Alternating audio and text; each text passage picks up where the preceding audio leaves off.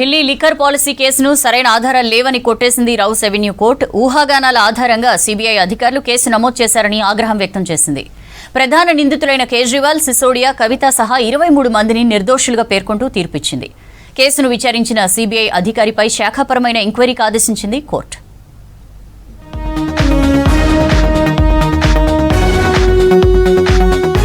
Delhi liquor policy కేసులో కీలక పరిణామం చోటు చేసుకుంది. లిక్కర్ పాలసీలో అవినీతి జరిగిందంటూ సీబీఐ పెట్టిన కేసును ఢిల్లీ రౌస్ అవెన్యూ కోర్టు కొట్టేసింది.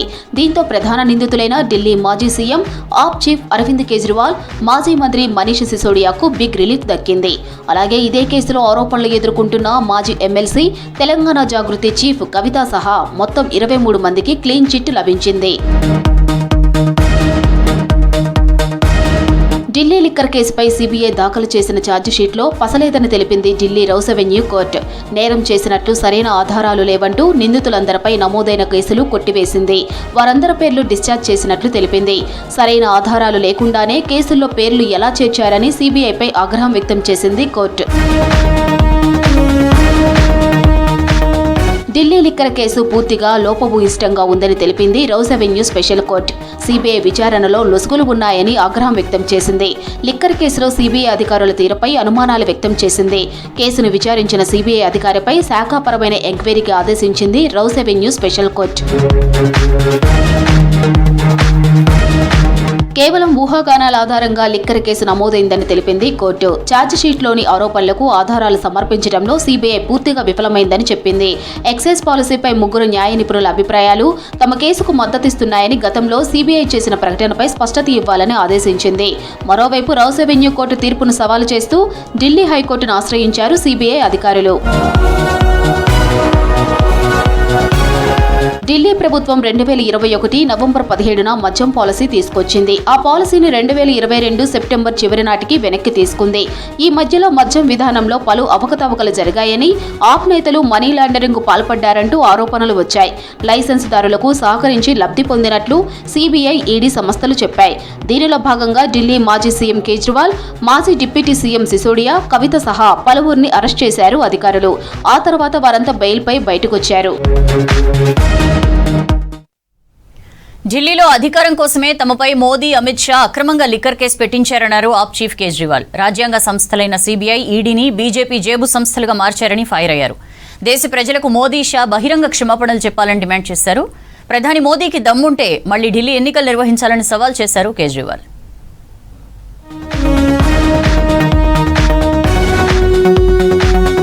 ఢిల్లీ లిక్కర్ కేసులో రౌస్ అవెన్యూ స్పెషల్ కోర్టు తీర్పును స్వాగతించారు Aam Aadmi party chief Arvind Kejriwal. Court తీర్పు తర్వాత కన్నీరు పెట్టుకున్నారు. మనీష్ సిసోదియా సహా ఆప్ నేతలు భావోద్వేగానికి గురయ్యారు. మద్యం కేసు పేరుతో తమపై కుట్ర జరిగిందని చెప్పారు. తనతో పాటు ఆప్ నేతలంతా నిజాయితీ పరులని చెప్పారు. ఎప్పటికైనా నిజమే గెలుస్తుందన్నారు కేజ్రీవాల్. सीबीआई ने, ईडी ने उसमें चार्जशीट फाइल की.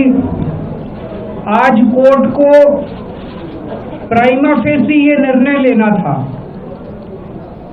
कि क्या सबूत और गवाहों के बयानों के आधार पे सफिशिएंट मटेरियल है कि इसमें मुकदमा चलाया जाए. अभी मुकदमा चला नहीं था. कोर्ट को यह निर्णय लेना था कि क्या मुकदमा चलाने लायक सफिशिएंट मटेरियल है. और कोर्ट ने लगभग 600 पेज के आदेश में सारे सबूतों और सारे गवाहों को मद्देनजर रखते हुए ये कहा है कि इतना भी सबूत नहीं है, इतने भी गवाहों के बयान नहीं है, एक निक्का सा भी सबूत नहीं है कि इसमें मुकदमा तक चलाया जा सके. ఢిల్లీలో అధికారం కోసమే తమపై మోదీ, అమిత్ షా అక్రమంగా లిక్కర్ కేసు పెట్టించారన్నారు ఆప్ చీఫ్ కేజ్రీవాల్. రాజ్యాంగ సంస్థలైన సీబీఐ, ఈడీని ప్రధాని మోదీ సర్కారు జేబు సంస్థలుగా మార్చిందని ఫైర్ అయ్యారు. అక్రమంగా కేసులు పెట్టించిన మోదీ, అమిత్ షా దేశ ప్రజలకు బహిరంగ క్షమాపణలు చెప్పాలని డిమాండ్ చేశారు. ప్రధాని మోదీకి దమ్ముంటే మళ్లీ ఢిల్లీ ఎన్నికలు నిర్వహించాలని సవాల్ విసిరారు కేజ్రీవాల్. मोदी जी हिम्मत है, दिल्ली में दोबारा चुनाव करा के दिखा दो. 10 से ज्यादा तुम्हारी सीट आ जाए, मैं राजनीति छोड़ दूं. तुम्हारी 10 से ज्यादा सीट आ जाए, मैं राजनीति छोड़ दूं. दिल्ली की जनता त्रस्त हो चुकी है तुम लोग। లిక్కర్ కేసులో CBI special court clean chit ఇవ్వడంతో కేజ్రీవాల్ కుటుంబ సభ్యులు ఆనందం వ్యక్తం చేశారు. ఢిల్లీలోని నివాసంలో కేజ్రీవాల్ ను ఫ్యామిలీ మెంబర్స్ ఆలింగనం చేసుకున్నారు. కేజ్రీవాల్ తన జీవితాన్ని నిజాయితీగా గడిపారన్నారు ఆయన భార్య సునీత. मैं जज साहब का भी धन्यवाद देना चाहूंगी जिन्होंने इतनी हिम्मत दिखाई। अरविंद जी ने पूरा जीवन ईमानदारी से जिया है और उनका एक ही ध्येय है कि ये देश खूब तरक्की करे, लेकिन इन लोगों ने अपने सत्ता के लालच में पिछले इतने सालों से हमारे ऊपर झूठी एलिगेशंस लगाई, हमारे को तरपाया, हमारे को अरविंद जी को उनके साथियों को जेल में भेजा, बहुत कष्ट दिया, लेकिन मुझे विश्वास था कि ईश्वर हमारा साथ देंगे, सच की जीत होगी। मैं अपने उन साथियों का भी धन्यवाद देना चाहूंगी जो इस समय में हमारे साथ रहे। దేశంలో ఆమ్ ఆద్మీ పార్టీయే నిజమైన జవాబుదారీతనం గల పార్టీ అన్నారు ఆప్ నేత మాజీ సీఎం అతిషి. కేజ్రీవాల్, మనీష్ సిసోదియా నిజాయితీ గల వ్యక్తులని రుజువైందన్నారు. ప్రధాని మోదీ సర్కార్ ఆప్ నేతలపై చేసిన కుట్ర రుజువైందన్నారు అతిషి. अरविंद केजरीवाल पर इतने आरोप लगे, इतना कीचड़ फेंका गया। एक वो आदमी जो IRS की नौकरी छोड़कर दिल्ली की झुग्गियों में काम कर रहा था, सड़क पर एक भ्रष्टाचार के खिलाफ कानून के लिए संघर्ष कर रहा था, उनके और उनके परिवार पे सोचिए क्या बीती होगी जब भ्रष्टाचार के झूठे आरोप लगे। लेकिन जेल जाने के बाद भी, पार्टी के सारे नेताओं के जेल जाने के बाद भी अरविंद केजरीवाल झुके नहीं, वो दबे नहीं, और आज उनकी ईमानदारी, उनकी कट्टर ईमानदारी पूरे देश के सामने। ఢిల్లీ ఎక్సైజ్ పాలసీ కేసులో తీర్పు ముందే ఊహించామన్నారు కాంగ్రెస్ నేత పవన్ ఖేరా. ప్రతి ఎన్నికల ముందు బీజేపీ చేసేదే జరిగిందన్నారు. పంజాబ్ ఎన్నికల్లో కాంగ్రెస్ ను బలహీనపరచడానికి మోదీ, షాలు ఈ తీర్పు చెప్పించారన్నారు. ఎన్ని కుట్రలు చేసినా గుజరాత్, పంజాబ్ ప్రజలు మార్పు కోరుకుంటున్నారన్నారు Khera. And not surprising at all, most predictable. That's what the BJP does before every election. If it suits them to weaken the Congress, they'll strengthen Congress's rivals. That's what they did in the past also. Yesterday what they did was they gave sanction for prosecution against Chidambaram ji, because Tamil Nadu we have an election now. They want to weaken the Congress there. Liquor కేసులో Rouse avenue court తీర్పుతో ఆమ్ Aadmi party శ్రేణులు సంబరాలు చేసుకున్నాయి. ఢిల్లీలో ఆప్ శ్రేణులతో కలిసి ర్యాలీలో పాల్గొన్నారు కేజ్రీవాల్. అటు హర్యానా, పంజాబ్ లో మిఠాయిలు పంచుకొని టపాసులు పేల్చారు ఆప్ నేతలు. చివరికి న్యాయమే గెలిచిందని సెలబ్రేషన్స్ చేసుకున్నారు. లిక్కర్ కేసులో కడిగిన ముత్యంలా బయటకు వచ్చానన్నారు కవిత. రాజకీయ కుట్రలో భాగంగా కేసులు పెట్టారని పదే పదే చెప్పానని, తాను చెప్పిందే నిజమైందన్నారు. తన వల్లే బీఆర్ఎస్ ఓడిందనడం సరికాదన్నారు. డియర్ బ్రదర్, ఇకనైనా వాస్తవాలు తెలుసుకో అంటూ కేటీఆర్ కు ఘాటు కౌంటర్ ఇచ్చారు కవిత. తాను పార్టీ పెట్టాక అనేక సర్ప్రైజ్లుంటాయన్నారు. ఢిల్లీ లిక్కర్ కేసులో పటియాలా హౌస్ కోర్టు జాగృతి అధ్యక్షురాలు కవితకు క్లీన్ చిట్ ఇచ్చింది. నిందితులపై నమోదు చేసిన కేసులను కొట్టేసింది. ఈ కేసులో ఉన్న వారందరినీ డిశ్చార్జ్ చేసినట్లు ప్రకటించింది. సరైన ఆధారాలు లేకుండానే వీరి పేర్లు కేసులో చేర్చారని పటియాలా హౌస్ కోర్టు సిబిఐపై ఆగ్రహం వ్యక్తం చేసింది. ఈ కేసులో పూర్తిగా లోపభూయిష్టమైన దర్యాప్తు జరిగిందని కోర్టు కామెంట్స్ చేసింది. ఢిల్లీ లిక్కర్ కేసులో కోర్టు తనకు క్లీన్ చిట్ ఇవ్వడంపై హర్షం వ్యక్తం చేశారు మాజీ ఎమ్మెల్సీ జాగృతి అధ్యక్షురాలు కవిత. కడిగిన ముత్యంలా బయటకొచ్చారని చెప్పారు. రాజకీయ కక్షతోనే తనపై కేసు పెట్టారని మొదటి నుంచి చెప్తున్నానని, తాను చెప్పిందే నిజమైందన్నారు. తప్పుడు కేసులతో తన కుటుంబం కొన్ని నెలల పాటు క్షోభ అనుభవించిందని చెప్పారు.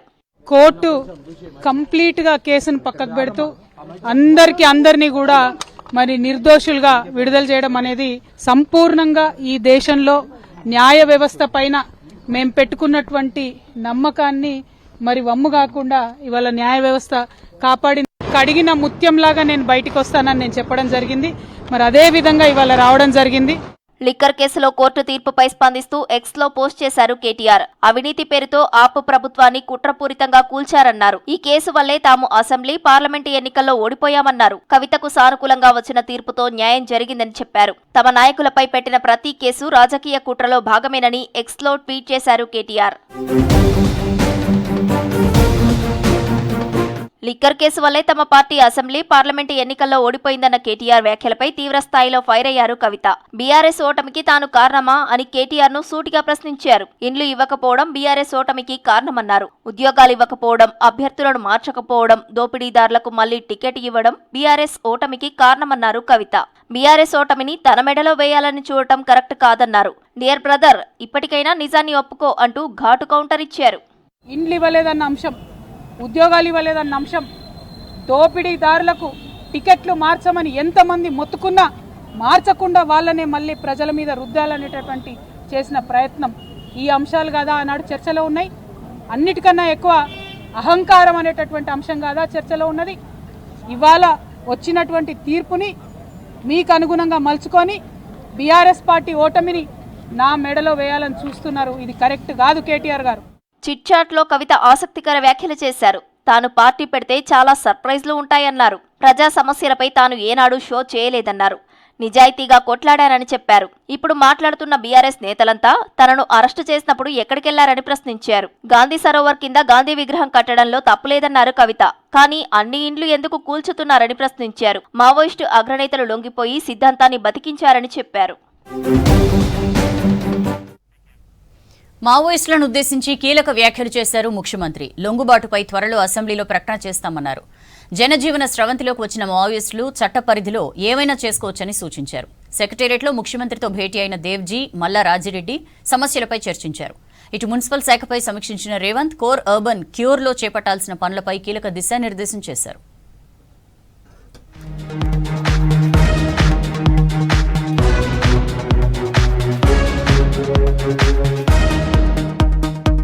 సెక్రటేరియట్లో మాజీ మావోయిస్టు నేతలతో భేటీ అయ్యారు ముఖ్యమంత్రి రేవంత్ రెడ్డి. దాదాపు 40 నిమిషాల పాటు మాజీ మావోయిస్టు అగ్రనేతలతో చర్చించారు. సమావేశంలో డీజీపీ శివధర్ రెడ్డితో పాటు ADG intelligence chief Vijay, SIB IG Sumathi పాల్గొన్నారు. సీఎంను కలిసిన మాజీ మావోయిస్టులలో తిప్పిరి తిరుపతి అలియాస్ దేవ్జీతో పాటు మల్లా రాజురెడ్డి, పుల్లూరు ప్రసాదరావు, కిషన్జీ భార్య సుజాతక్క, బడే చొక్కారావు, నూనె నరసింహారెడ్డి ఉన్నారు. మావోయిస్టుల లొంగుబాటుపై రేవంత్ రెడ్డి స్పందించారు. త్వరలో అసెంబ్లీలో ప్రకటన చేస్తామన్నారు. జనజీవన స్రవంతిలోకి వచ్చిన తరువాత చట్టం పరిధిలో ఏదైనా చేసుకోవచ్చని సూచించారు రేవంత్ రెడ్డి.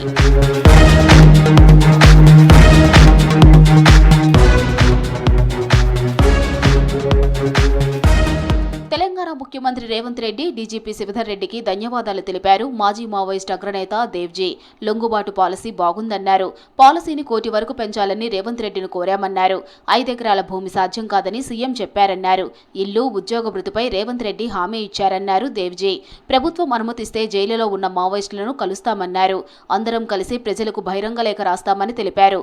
తుపాకీ సిద్ధాంతం నడవదని ప్రజలకు వివరిస్తామన్నారు దేవ్జీ.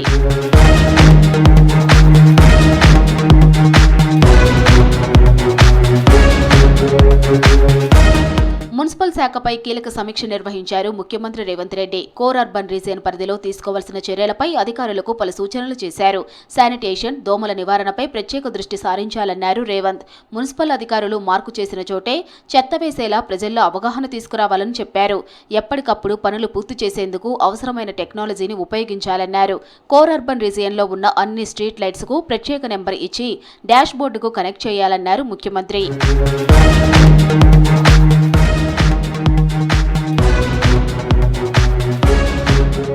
క్యూర్ పరిధిలో ఫుడ్ సేఫ్టీకి ఎక్కువ ప్రాధాన్యత ఇవ్వాలన్నారు రేవంత్ రెడ్డి. హాస్టల్స్లోని కిచెన్లలో సీసీ కెమెరాలు ఏర్పాటు చేసి కమాండ్ కంట్రోల్ సెంటర్కు అనుసంధానించాలని ఆదేశించారు.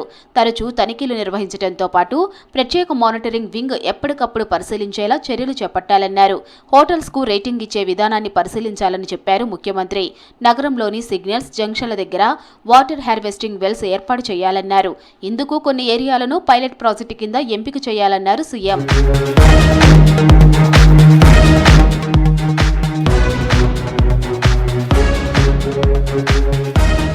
చిలుకూరు ఆలయ ప్రధాన అర్చకులు సౌందరరాజన్ మృతి పట్ల సంతాపం తెలియజేశారు ముఖ్యమంత్రి రేవంత్ రెడ్డి.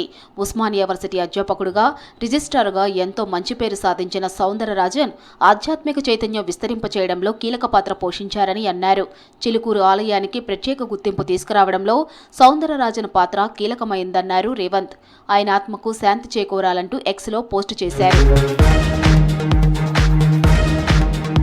సెప్టెంబర్ నాటికి మహాత్మాగాంధీ ముక్త్యాల ప్రాజెక్టు పూర్తవుతుందని చెప్పారు మంత్రులు. ములుగు జిల్లాకు గత ప్రభుత్వ హయాంలో చుక్క నీరివ్వని బీఆర్ఎస్ నేతలకు కాంగ్రెస్ ప్రభుత్వంపై మాట్లాడే హక్కు లేదన్నారు.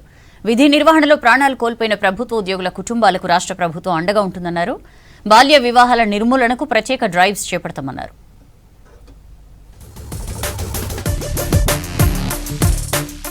దేశంలో ఎక్కడా జరగని విధంగా తొలిసారిగా జీఐ ఆన్ వీల్స్ కార్యక్రమం నిర్వహించడం అభినందించదగిన విషయమన్నారు governor Jishnudev Varma. GI painting ఉన్న బస్సులను మంత్రి పొన్నం ప్రభాకర్ తో కలిసి జెండా ఊపి ప్రారంభించారు. ఒక్కో బస్సుపై ప్రత్యేక జీఐ వర్క్ తో విస్తృత ప్రచారం నిర్వహించడం మంచి నిర్ణయమన్నారు. తెలంగాణ చరిత్రను అందరూ తెలుసుకునేందుకు ఈ కార్యక్రమం ఉపయోగపడుతుందన్నారు. కాంగ్రెస్ సర్కార్ తీసుకుంటున్న విప్లవాత్మక నిర్ణయాల్లో జీఐ ఆన్ వీల్స్ మరో అధ్యాయమన్నారు మంత్రి పొన్నం. తెలంగాణ ఖ్యాతిని పెంచేందుకు వినూత్న కార్యక్రమాలు చేపడుతున్నట్లు తెలిపారు. ఏదైతే భౌగోళిక గుర్తింపు పొందినటువంటి ఉత్పత్తులకు సరైనటువంటి ప్రాధాన్యత, మార్కెటింగ్, ఉత్పత్తి అన్ని రకాలుగా వారికి ఒక ప్రాచుర్యం జరగాలనేటువంటి ఒక పెద్ద ఆలోచనతోటి, దూరదృష్టితోటి గవర్నర్ గారు ఆర్టీసీ సంస్థకు సూచన చేయగానే ఆర్టీసీ యాజమాన్యం 6 బస్సులుగా ప్రారంభోత్సవం చేస్తా ఉంది. సెప్టెంబర్ నాటికి మహాత్మా గాంధీ ముక్తియాల ప్రాజెక్టు పూర్తవుతుందని తెలిపారు మంత్రి ఉత్తమ్ కుమార్ రెడ్డి. త్వరగా ప్రాజెక్టు పనులు పూర్తి చేయాలని అధికారులను, కాంట్రాక్టర్లను ఆదేశించారు. సూర్యాపేట జిల్లా చింతలపాలెం మండలం పాత వెల్లటూరులో నిర్మిస్తున్న మహాత్మా గాంధీ ముక్తియాల బ్రాంచ్ కెనాల్ ఎత్తిపోతల పథకం పనులను పరిశీలించారు మంత్రి. జనం గుర్తుపెట్టుకునే విధంగా మనకి, మన పిల్లలకి, వాళ్ళ పిల్లలకి, వాళ్ళ పిల్లలకు కూడా ఉపయోగపడే విధంగా ఈ లిఫ్ట్ నిర్మాణం చేస్తున్నాం. 53,000 ఎకరాలకు నీళ్లు పారబోతుంది. 16 మెగావాట్ల 4 పంపులు, 64 మెగావాట్లతో నీళ్లు పంపు చేయడం జరుగుతుంది. ఇది మొత్తం లిఫ్టిగేషన్ స్కీము 1642 కోట్లతో ఈ లిఫ్ట్ నిర్మాణం జరుగుతుంది. ములుగు జిల్లాకు గత ప్రభుత్వ హయాంలో చుక్క నీరివ్వని బీఆర్ఎస్ నేతలకు కాంగ్రెస్ ప్రభుత్వంపై మాట్లాడే హక్కు లేదన్నారు మంత్రి సీతక్క. సీఎం రేవంత్ రెడ్డి ఆధ్వర్యంలో రాష్ట్రం అభివృద్ధి పథంలో ముందుకు సాగుతోందన్నారు. కొత్తగూడెం మండలం గుంజేడు ముసలమ్మ తల్లిని దర్శించుకున్నారు మంత్రి. మార్చి 4 నుంచి 6 వరకు జరిగే గుంజేడు ముసలమ్మ తల్లి జాతరకు అన్ని ఏర్పాట్లు చేస్తామన్నారు. మార్చి 4వ తారీఖు నుంచి 6వ తారీఖు వరకు పెద్ద ఎత్తున మనం ప్రతి సంవత్సరం జరుపుకునేటువంటి గుంజేడు ముసలమ్మ జాతర మరి ప్రభుత్వము అన్ని రకాలుగా ఏర్పాట్లు చేసుకుని స్థానిక ఆదివాసీ పూజారుల ఆధ్వర్యంలో ఈ జాతర నిర్వహించడం జరుగుతుంది. విధి నిర్వహణలో ప్రాణాలు కోల్పోయిన ప్రభుత్వ ఉద్యోగుల కుటుంబాలకు రాష్ట్ర ప్రభుత్వం అండగా ఉంటోందన్నారు మంత్రి జూపల్లి కృష్ణారావు. ఎక్సైజ్ శాఖ ఉద్యోగులకు వెపన్స్ అందించే అంశం ప్రాసెస్ లో ఉందన్నారు. గంజాయి స్మగ్లర్ల దాడిలో తీవ్రంగా గాయపడి ఆసుపత్రిలో చికిత్స పొందుతూ చనిపోయిన ఎక్సైజ్ కానిస్టేబుల్ సౌమ్య కుటుంబానికి సహాయంగా నిలిచారు ఎక్సైజ్ శాఖ ఉద్యోగులతో పాటు రిటైర్డ్ ఉద్యోగులు. దుండగుల యొక్క చర్యల వల్ల ఆమె ప్రాణాలు కోల్పోయిన సందర్భంగా ఆ కుటుంబాన్ని ఆదుకోవాలని చెప్పని ఎక్సైజ్ డిపార్ట్మెంట్లో పనిచేసే రిటైర్మెంట్ అయిన తర్వాత కూడా ఒక మానవీయ కోణంతో ఆ కుటుంబాన్ని తమ వంతు మేము కూడా తోడు ఉంటాము వాళ్ళ యొక్క పెద్ద మనసు చాటుకుని ఈరోజు 2,80,930 రూపాయలు ఆ కుటుంబానికి అందజేసేటువంటి కార్యక్రమం చేస్తా ఉన్నాం.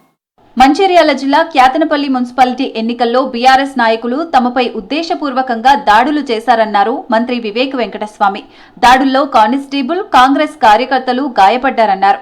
కానిస్టేబుల్ కు తీవ్ర గాయాలు కావడంతో బాల్కర్ సుమన్ను పోలీసులు అరెస్టు చేశారని వివరించారు. తానెప్పుడూ హింసను ప్రోత్సహించలేదని స్పష్టం చేశారు మంత్రి వివేక్.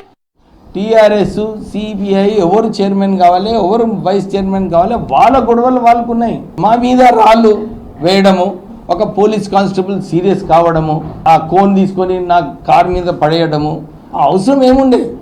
లోపల కూడా మీటింగ్లో ఎవరిని కొట్టినారు ఏంది అందరికి తెలుసు ప్రజలకు. మా కార్పొరేటర్స్ తరఫున కానీ మా తరఫు నుంచి కూడా ఎప్పుడు కూడా ఒక చెయ్యి మేము చేయలేదు. ఎక్కడ కూడా వైలెన్స్కి మేము ప్రోత్సహించము. అంగన్వాడీ భవనాల నిర్మాణంలో వేగం పెంచి సకాలంలో పూర్తి చేయాలని అధికారులను ఆదేశించారు మంత్రి సీతక్క. మహిళా శిశు సంక్షేమ శాఖపై సమీక్ష నిర్వహించిన మంత్రి అంగన్వాడీ కేంద్రాల్లో పోషకాహారం, ప్రీ స్కూల్ విద్య, సానుకూల వాతావరణం తప్పనిసరి అని చెప్పారు. ఎక్కడ లోపం జరిగినా ఉపేక్షించేది లేదన్నారు. బాల్య వివాహాల నిర్మూలనకు ప్రత్యేక డ్రైవ్లు చేపడతామన్నారు. వికసిత్ భారత్ లక్ష్యంగా ఎన్డీఏ సర్కార్ పనిచేస్తోందన్నారు ప్రధాని మోదీ. దేశ ఆర్థిక వ్యవస్థ మునుపెన్నడూ లేనంత పటిష్టంగా తయారైందని చెప్పారు. ఢిల్లీ లిక్కర్ కేసులో సాక్ష్యాలు తారుమారు చేశారని ఆరోపించారు బీజేపీ నేతలు. కేజ్రీవాల్ చెప్పింది నిజమైతే దర్యాప్తు ప్రారంభమైన వెంటనే మద్యం పాలసీ ఎందుకు రద్దు చేశారని ప్రశ్నిస్తున్నారు.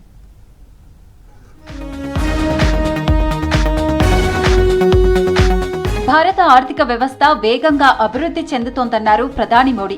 దేశ అభివృద్ధి ప్రయాణం కీలకమైన దశలో ఉందని చెప్పారు. గత 10 ఏళ్లలో భారత్ అసాధారణ ప్రగతి సాధించిందని తెలిపారు. పోస్ట్ బడ్జెట్ పై నిర్వహించిన వెబినార్లో పాల్గొన్న ప్రధాని technology, reforms and finance for Viksit Bharat అనే అంశంపై మాట్లాడారు.